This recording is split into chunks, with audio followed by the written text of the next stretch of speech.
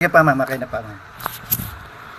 Ayun po, sa arrival po, dapat po 6:45 AM nandito na po sila sa school.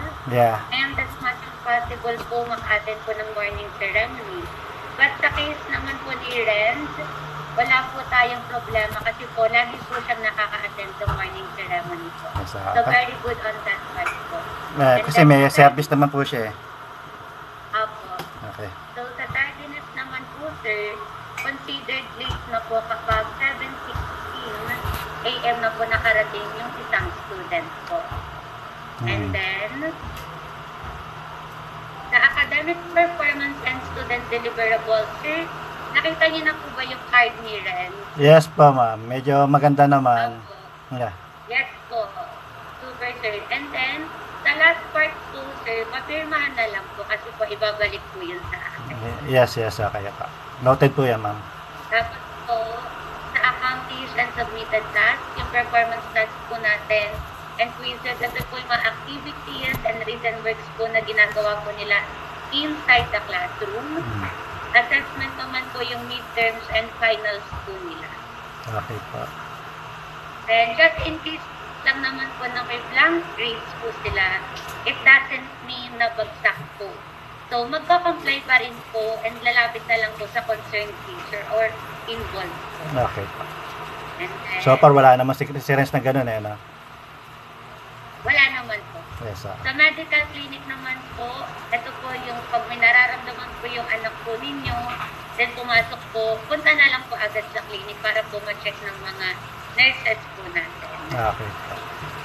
Tapos po, sa protocols for students, ito po yung pagtutuot pa rin po ng mask, dala ng alcohol, and as much as possible po, iwasan po yung pakikiinom sa ibang tumbler po ng iba para po maiwasan yung hawa ng sipon and tubo po. Okay po. Sa Google Classroom and email naman po, always check na lang din po natin, sir, kasi po dito po pinupost yung mga important events or announcement po sa school po natin. Okay. And then, sa haircut po for the boys, proper haircut. And then, kada ano po ito, sir, first month, okay, kunyari Monday po. Okay. First Monday of the month. Pero sa case niya po, wala po talagang problema. Always pong sumusunod si Debbie.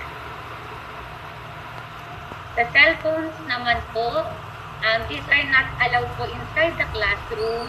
However, if needed po talaga magdala, ano na lang po tayo, provide ng permission letter. Okay. And then, sa reminder, please update account just in case lang po na may hindi po na-settle para po less, or maka-avoid po tayo sa penalty. So far, yun lang naman po, sir. Nandyan po ba si Levir? Hindi pa ma'am, andito pa ma'am. Yes, Renz. Pwede po muna po Yes. katangan. Renz eh. Yan.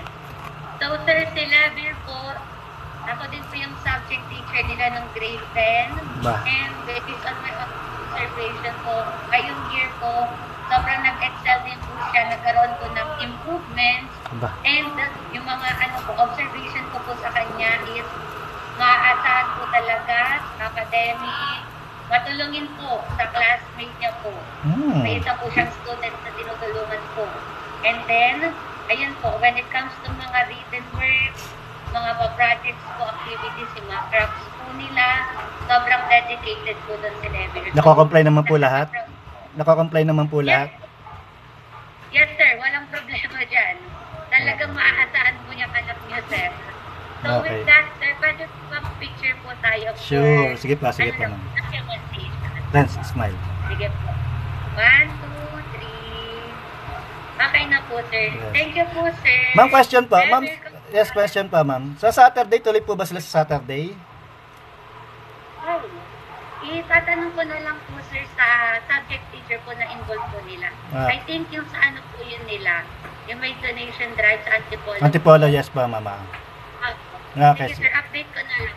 Okay, sige. Thank you ma'am. Good morning. Thank you. Have a nice Thank you ma'am. po. Rest po. Good job.